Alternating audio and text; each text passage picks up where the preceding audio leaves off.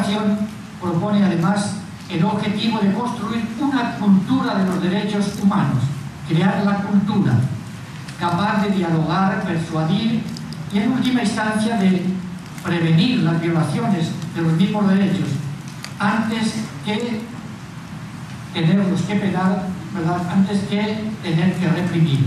Y por eso el sistema de Don Bosco no es represivo sino preventivo, ¿verdad? En algunos de los carteles que nosotros teníamos les llamamos hagamos más escuelas para que haya menos cárceles. A medida de arreglar las cárceles se hace en las escuelas, no en las cárceles. La pobreza y la marginación no son un fenómeno puramente económico, ¿verdad? Pero hay una realidad que toca la conciencia de las personas y desafía a la sociedad y también a la cultura. Se requiere pasar de una cultura del tener, del aparecer, del dominar, a una cultura del ser, de la gratuidad, de la participación. Ayer nos hablaban de aprender a conocer, a hacer, a ser, a vivir con los demás. Esa es la cultura, ¿verdad?, que hemos.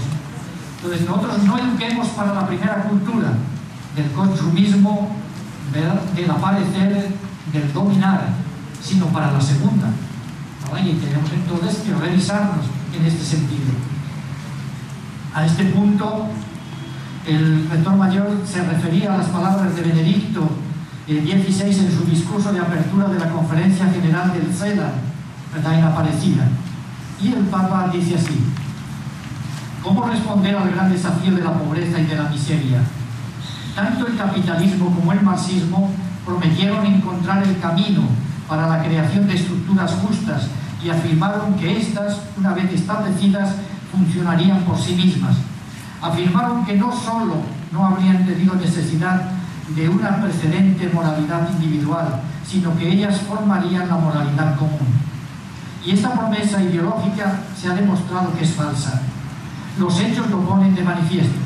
El sistema marxista, donde ha gobernado, no solo ha dejado una triste herencia de destrucción económica, ecológica, sino también una dolorosa opresión de las almas. Y lo mismo vemos también en Occidente, donde crece constantemente la distancia entre pobres y ricos y se produce una inquietante desgracia de la desigualdad personal con la droga, el alcohol, los útiles espejismos de la felicidad. Las estructuras justas son, como he dicho, una condición indispensable para una sociedad justa, pero no nacen ni funcionan sin un consenso moral de la sociedad sobre los valores fundamentales y sobre la necesidad de vivir estos valores con las necesarias renuncias, incluso contra el interés personal.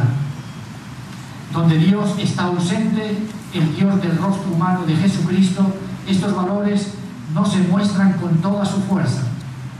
Podemos decir que la fe es fundamental para entender profundamente los derechos humanos. Ni se produce un consenso sobre ellos. No quiero decir que los no creyentes no puedan vivir una moralidad elevada y ejemplar. Digo solamente que una sociedad en la que Dios está ausente no encuentra el consenso necesario sobre los valores morales y la fuerza para vivir según la pauta de estos valores, aún en contra de los propios intereses. Las son palabras del Papa, ¿verdad?, como magisterio para nosotros de la Iglesia.